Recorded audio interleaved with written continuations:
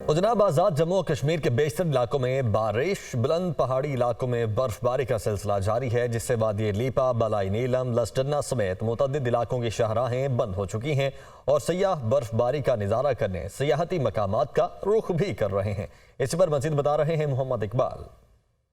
کشمیر کے بیشتر علاقوں میں وقفے سے بارش اور برف باری کا سلسلہ جاری ہے۔ میں موجود ہوں